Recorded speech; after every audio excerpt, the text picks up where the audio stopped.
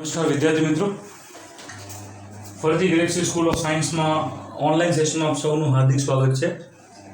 ધોરણ 12માં આપણે ચેપ્ટર ચાલતું હતું કરંટ ઇલેક્ટ્રિસિટી. હવે આ જે કરંટ ઇલેક્ટ્રિસિટી છે એમાં આપણે અત્યાર સુધીના જે પણ કોઈ ટોપિક્સ જોયા એમાં સૌથી પહેલું આપણે જોયું હતું વિદ્યુત પ્રવાહ, ત્યારબાદ આપણે જોયું હતું કરંટ ડેન્સિટી. કરંટ ડેન્સિટી બાદ આપણે જોયું હતું ઓહ્મ્સ લો બાદ આપણે જોયું હતું ડ્રિફ્ટ વેલોસિટી, ડ્રિફ્ટ વેગ બાદ આપણે જોયું કરંટ ડેન્સિટી અને ડ્રિફ્ટ વેગ વચ્ચેનું રિલેશન્સ. ત્યારબાદ આપણે એના આધારે 2-3 સમ્સ કર્યા. ઓહ્મ્સ લોની લિમિટેશન્સ એટલે કે મર્યાદાઓ જોઈ. નેક્સ્ટ આપણા પાસે મોસ્ટ ઇમ્પોર્ટન્ટ એક ટોપિક આવે છે જેનું નામ છે મોબિલિટી. મોબિલિટી એટલે શું? તો મોબિલિટીની આપણે વાત કરીએ તો દાખલા તરીકે હું તમને એક સિમ્પલ એક્ઝામ્પલ આપું કે આ છે મોબાઈલમાં અને ટેલિફોનમાં શું ફરક?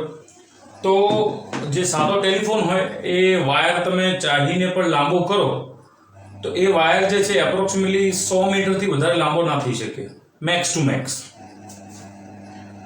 પણ આ મોબાઈલને તમે ગમે ત્યાં જાઓ ત્યાં લઈ જઈ શકો છો. તો ખાસ મિત્રો કે આની મોબિલિટી સારી. ડેસ્કટોપ કોમ્પ્યુટર હોય ને ક્યાંય લઈ જવું હોય તો તકલીફ પડે, એક જગ્યાએથી બીજી જગ્યાએ જાઓ, વળી પ્લગિંગ કરો આ તે. અને એની જગ્યાએ લેપટોપ લઈ જવું હોય તો એની મોબિલિટી સારી. તો આપણે વાત કરી રહ્યા છીએ મોબિલિટીની. તો મોબિલિટી એટલે એનો મોબિલિટીનો મતલબ થાય છે ગતિશીલ. મોબિલિટીનો મતલબ શું થાય છે? એક પ્રકારનું ગતિશીલ. અને આમાં આ ચેપ્ટર દ્વારા આપણે વાત કરીએ તો ગતિશીલ વિદ્યુત ભાર વાહકો, that means mobility for charge carriers. Charge કેરિયર્સને કહેવાય છે વિદ્યુત ભાર વાહકો.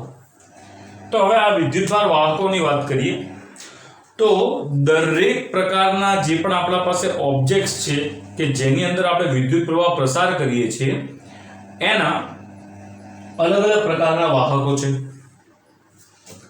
એના વાહકો તો ધેટ મીન્સ ધીસ ઇઝ સુવાહક. આ ઇલેક્ટ્રોલાઇટ્સ એટલે આપણે દ્રાવ્યની વાત કરીએ, આ છે સેમિકન્ડક્ટર્સ. તો બધામાં અલગ અલગ પ્રકારના વાહકો છે અને અલગ અલગ પ્રકારની સિસ્ટમ એપ્લાય થાય છે. જ્યારે આપણે યાદ કરો કે ડ્રિફ્ટ વેગ જ્યારે ભણ્યા ત્યારે એની અંદર શું હતું કે વિદ્યુત ભાર જે છે એ પ્રવાહિત થાય છે. હવે એ જે પ્રવાહિત થાય છે તો એ રેન્ડમ ડાયરેક્શનમાં જાય છે. તો જ્યારે આપણે એને એક્સટર્નલ બેટરી સાથે કનેક્ટ કરીએ, બાહ્ય બેટરી વડે જોડાણ કરીએ ત્યારે એમાં શું થાય છે કે એમાં અલગ પ્રકારનો ફોર્સ લાગે છે. અગેન સિમ્પલ એક્ઝામ્પલ કે તમે ક્લાસરૂમમાં બેઠા હો અને માનો કે કોઈ પણ ટીચર્સ ક્લાસમાં હાજર નથી તો બધા જેમ તેમ આડે અવળા ફર્યા કરશે. પણ માનો કે કોઈ ટીચર જેવો એન્ટર થાય છે એ બધા ચૂપ, સાયલેન્સ, પોતાની જગ્યા પર, રાઈટ? તો આ જ રીતની વસ્તુ છે કે જ્યારે આપણે એક્સટર્નલ બેટરી આપી ત્યારે એ બેટરી પર એક તો પેલી એમની જે સ્થિતિ છે એ સમાન પ્રકારની થઈ જાય છે અને સમાન પણ થાય છે, અસમાન પણ થાય છે. બંને અલગ અલગ પ્રકારો છે પણ આપણે એવું માની સમાન પ્રકારની થઈ જાય છે અને એમના પર એક પ્રકારનું બળ લાગે છે. તો કેવા પ્રકારના પદાર્થો હોય તો જેની અંદર એમાં એનું વિદ્યુત ભાર વાહકો, જે ચાર્જ કેરિયર છે, વિદ્યુત ભાર વાહકો, એમનું ગતિશીલ એટલે કે મોબિલિટી સારામાં સારી હોય એના વિશે આપણે થોડીક ચર્ચા કરવાની છે. તો સૌથી પહેલા કંડક્ટર્સની અંદર જે પણ આપણે વાત કરીએ છીએ એ હોય છે ઇલેક્ટ્રોન્સ. કંડક્ટરની અંદર ઇલેક્ટ્રોલાઇટ એટલે કે દ્રાવ્યમાં હોય છે ઇલેક્ટ્રોન્સ એન્ડ પોઝિટિવ આયન્સ. અને હવે આપણે વાત કરીએ છીએ સેમિકન્ડક્ટરની. તો સેમિકન્ડક્ટરની અંદર જે ચાર્જ કેરિયર હોય છે એ છે ઇલેક્ટ્રોન્સ અને હોલ્સ. હોલ્સ શું હોય છે? આપણે ચેપ્ટર ફર્સ્ટમાં સેમિકન્ડક્ટર વિશે જોયું હતું, એમાં આપણને થોડીક આઈડિયા છે. તેમ છતાં હું તમને થોડું ક્લિયર કરી દઉં છું કે ફોર એક્ઝામ્પલ આપણે સિલિકોન લઈએ છીએ, અહીંયા પણ સિલિકોન અહીંયા પણ સિલિકોન, અહીંયા પણ સિલિકોન અને અહીંયા પણ સિલિકોન. આ સિલિકોન શું કરે છે? પોતાના પડોશી સિલિકોન જોડે વાટકી વ્યવહાર કરે છે. વાટકી વ્યવહાર એટલે કે દાખલા તરીકે આ જે સિલિકોન છે એ એમના આ બંને વચ્ચે એક પ્રકારનું કોવેલન્ટ બોન્ડ બનાવે છે. આપણે પહેલા ચેપ્ટરમાં ભણ્યા હતા. કોવેલન્ટ બોન્ડ બનાવે તો આ ઇલેક્ટ્રોન આ બે સાથે જોડાયેલા છે. તો હવે આપણે જ્યારે આને એક્સટર્નલ બેટરી સાથે કનેક્ટ કરીએ છીએ ત્યારે આની અંદર એક્સટર્નલ બેટરીમાં જે આમાં પર બળ લાગે છે તો બીજા કોઈ પણ જે મુક્ત ઇલેક્ટ્રોન હશે એ આઈને આને ભટકાશે. આને ભટકાશે એટલે અહીંયાથી આ જગ્યા ખાલી કરશે. એટલે અહીંયા કને અહીંયા તો નહીં પણ આપણે અહીંયા બતાવી શકીએ કે અહીંયા કને એક હોલ બની જાય. ખાલી જગ્યા ઇલેક્ટ્રોન એટલે એ જે ઇલેક્ટ્રોનની જે ખાલી જગ્યા છે એ છે હોલ્સ. બરોબર. Deficiency of electron is called holes. એટલે જે ઇલેક્ટ્રોનની ઉણપને આપણે શું કહીએ છીએ? હોલ્સ. આ એક ઇમેજનરી છે. આ એક આભાસી પ્રકારની વસ્તુ છે કે ઇલેક્ટ્રોન નીકળી જાય તો પછી આપણે એને શું માની શકીએ? ધન. પણ આ કોઈ પાર્ટિકલ નથી. પણ એ જ રીતે જે વિદ્યુતભાર વાહકોની વાત કરીએ તો આમાં ઇલેક્ટ્રોન્સ અને હોલ્સ જે છે એ બંને આમાં ઉપયોગી થાય છે. તો એ વસ્તુ પર આપણે ખાસ ધ્યાન આપીશું. તો આ હતું જે વિદ્યુતભાર વાહકોની આપણે વાત કરી એ કે કંડક્ટર્સમાં ઇલેક્ટ્રોન્સ, ઇલેક્ટ્રોલાઇટમાં ઇલેક્ટ્રોન્સ અને પોઝિટિવ આયન્સ, સેમિકન્ડક્ટરમાં ઇલેક્ટ્રોન્સ અને હોલ્સ. તો આ તો વાત થઈ આપણે આની. હવે આપણે વાત કરીએ છીએ કે મોબિલિટી કોને કહેવાય? તો મોબિલિટી એટલે એકમ વિદ્યુત ક્ષેત્ર દીઠ વિદ્યુતભાર વાહકોને ડ્રિફ્ટ વેગ. શું કહેવાય છે? એકમ વિદ્યુત ક્ષેત્ર દીઠ એકમ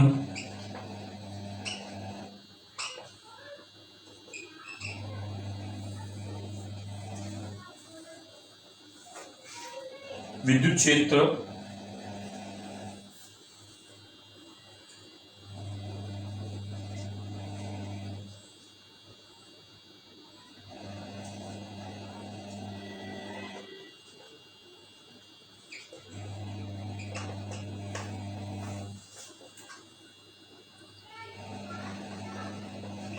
ડ્રિફ્ટ વેગ. એકમ વિદ્યુત ક્ષેત્ર દીઠ વિદ્યુતભાર વાહકોનો ડ્રિફ્ટ વેગ. આને કહેવાય છે મોબિલિટી. એટલે આનો મતલબ શું? તો ડ્રિફ્ટ વેગ ડિવાઇડેડ બાય ઈ. આ આપણે લાવવાનું છે તો કોના દ્વારા લાવી શકીએ છીએ એના ઉપર આપણે થોડીક ચર્ચા કરીએ. તો આપણને સૌને ખ્યાલ છે જે બરાબર NEVD. આવું થાય. જે એટલે કરંટ ડેન્સિટી બરાબર NEVD.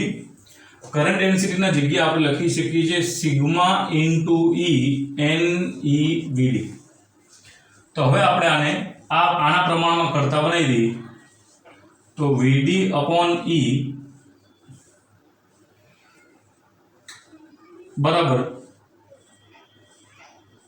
Sigma upon NE. આવું થાય.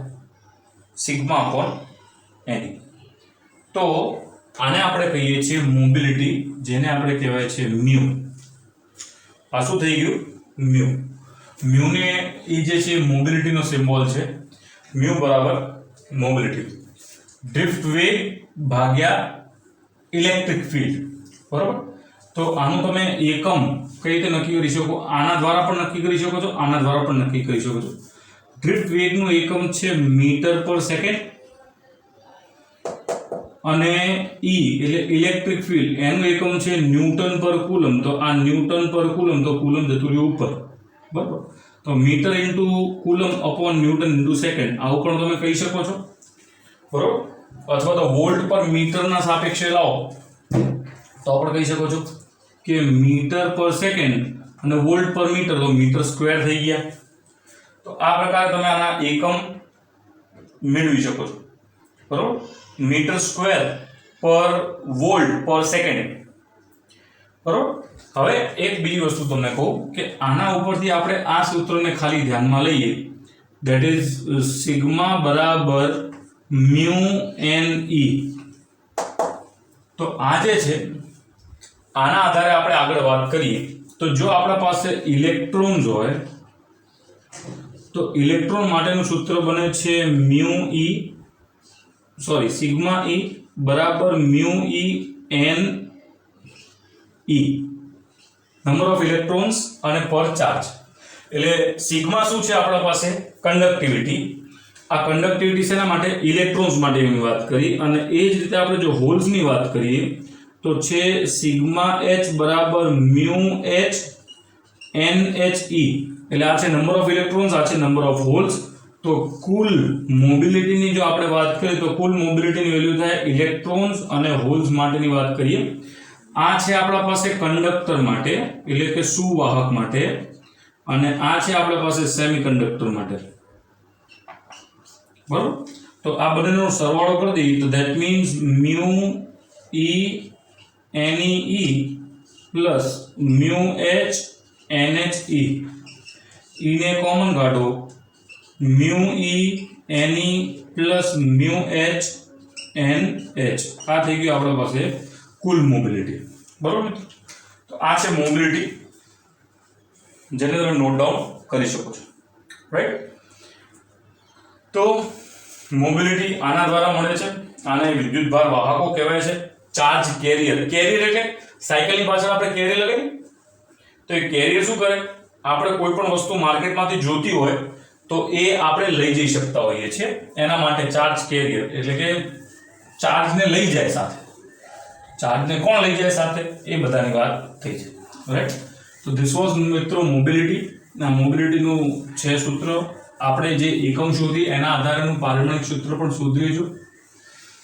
ચલો મિત્રો, આજે તો હોમવર્ક આપું. પારમાણિક સૂત્ર શોધી, મોબિલિટીનો પારમાણિક સૂત્ર શોધીને મને કમેન્ટ બોક્સમાં લખજો. રાઈટ? આ હતું. હવે નેક્સ્ટ આપણે જોઈએ છે અવરોધકતાનું તાપમાન. અવરોધકતા જે છે એ તાપમાન પર શું અસર કરે છે? રાઈટ? તો દાખલા તરીકે વિચારો કે આપણા પાસે એક કંડક્ટર છે આ રીતે, બરોબર, જેની અંદર ડ્રિફ્ટ વેગમાં આપણે જોયું હતું એ પ્રમાણે છે. આ જે છે ડ્રિફ્ટ વેગના આધારે એની અંદર પ્રોટોન કે પોઝિટિવ આયન્સ જે છે એ રહેલા છે. અને માનો કે ઇલેક્ટ્રોન્સ જે છે એ ગમે તે એક દિશામાં ગતિ કરે, કાં તો આ દિશામાં કાં તો આ દિશામાં. આપણે દિશા પર નથી જતા, આની વાત કરીએ. હવે માનો કે ઓલરેડી આમાં એક્સટર્નલ બેટરી તો લાગેલી છે.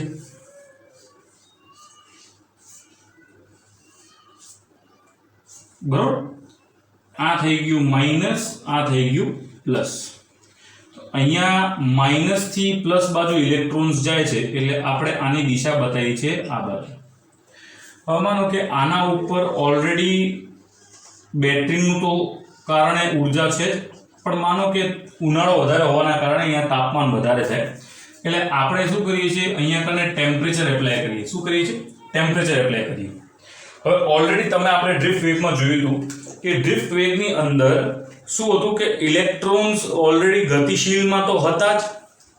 હવે ટેમ્પરેચર આપણે ઉપરથી આપીએ, ઉષ્મા ઉર્જા આપણે ઉપરથી આપીએ તો એ ઉષ્મા ઉર્જાના કારણે શું થાય છે? એ ઉષ્મા ઉર્જાના કારણે આમાં જે ઇલેક્ટ્રોન જે જતા હતા એના કારણે એના જે કંપન છે એ કંપન વધી જાય છે. હવે કંપન વધી જાય એના કારણે શું થાય કે એ ઓસિલેશન કરવાનું વધી જાય. કંપન વધી જાય એટલે શું થાય? ઓસિલેશન કરવાનું વધી જાય.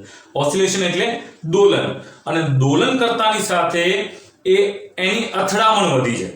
શું થઈ જાય? અથડામણ વધી જાય. હવે આપણને ખબર છે મિત્રો કે અથડામણ જે થાય છે, માનો કે ટેમ્પરેચર વધે તો શું થાય? તો જો ટેમ્પરેચર વધે તો આના કારણે રેઝિસ્ટન્સ એટલે કે અવરોધ પણ વધે. ટેમ્પરેચર વધે તો અવરોધ પણ વધે. અવરોધ વધે તો એના સાથે કરંટ જે છે એ ઘટે. અવરોધ વધે તો અવરોધકતા પણ વધવાનું, અને કરંટ ઘટે તો વાહકતા પણ ઘટે. તો આ બધી વસ્તુઓ થાય છે. બીજું આપણા પાસે ડ્રિફ્ટ વેગનું સૂત્ર છે VD બરાબર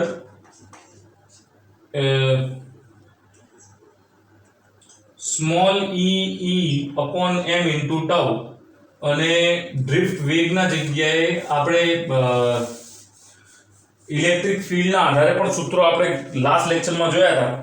એ સૂત્રો જે હતા એના આધારે આપણે ડ્રિફ્ટ વેગની કઈ કિંમતો મૂકી શકીએ છીએ અને એ જે કિંમત છે એના કારણે આપણે આપણા પાસે સૂત્ર આવ્યું હતું ધેટ ઇઝ રો બરાબર e square e upon m tau.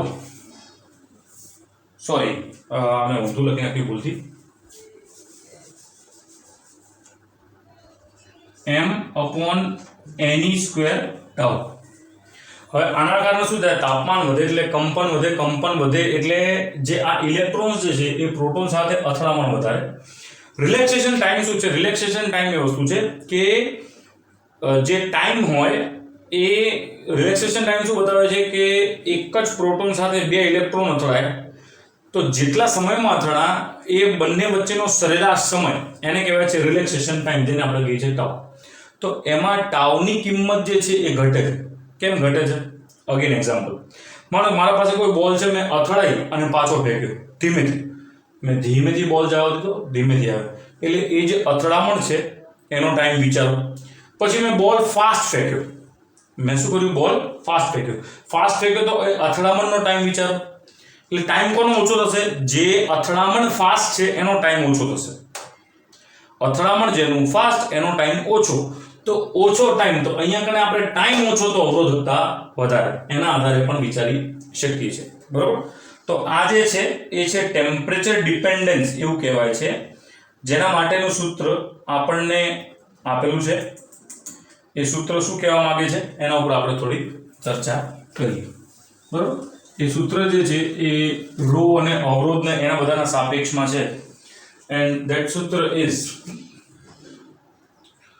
rho equals to rho naught in bracket 1 plus alpha theta minus theta naught. આ રીતનું આપણા પાસે આ સૂત્ર છે, theta minus theta naught. બરોબર? તો હવે આ જે છે rho એ થીટા તાપમાન માટે અવરોધકતા છે. આ જે છે એ શું છે? અવરોધકતાની વાત કરી. બરોબર? ત્યારબાદ અહીંયા જે આપણા પાસે રો નોટ છે, એ રો નોટ જે છે એ શેની કિંમત છે કે કોઈ યોગ્ય સંદર્ભ તાપમાન હોય અવરોધકતાનું એના માટે. યોગ્ય સંદર્ભ તાપમાન એટલે કે ઇનિશિયલ બેઝ પર. દાખલા તરીકે તમને એમ આપેલું હોય કે 0 ડિગ્રી માટે લો, એટલે પાણી જ્યારે બરફ હોય ત્યારે લો, તો પાણી માટે આપણે 0 લઈ શકીએ. પાણી જ્યારે વરાળ ના સ્વરૂપમાં હોય ત્યારે લો, તો વરાળ સ્વરૂપ ક્યારે 100 ડિગ્રી સેલ્સિયસ પર થતું હોય છે. બરોબર? આની અંદર આપણે જે વાત કરીએ છીએ એ છે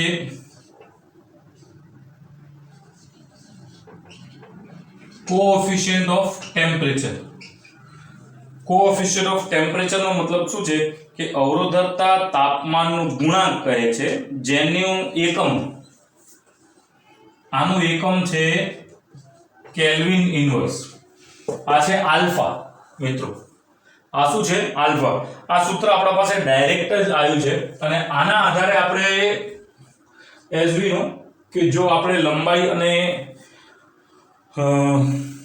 શું કહેવાય ક્ષેત્રફળ અચળ રાખીએ તો એને રો ને આપણે આર કે આર ને આપણે રો લખી શકતા હોઈએ છીએ. ખાલી આ સૂત્ર માટેની વાત કરીએ તો અહીંયા રો ની જગ્યાએ આર પણ લખી શકાય, ધેટ ઇઝ અવરોધ.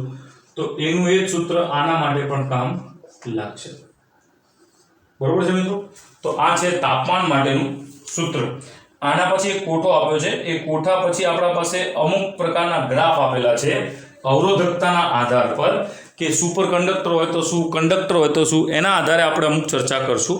બરોબર મિત્રો? તો અહીંયા આપણે આટલા સુધી રાખીએ છીએ આ લેક્ચર. નેક્સ્ટ લેક્ચરમાં આપણે આના આધારે બીજા ટોપિક્સ પર ચર્ચા કરીશું. Thank you.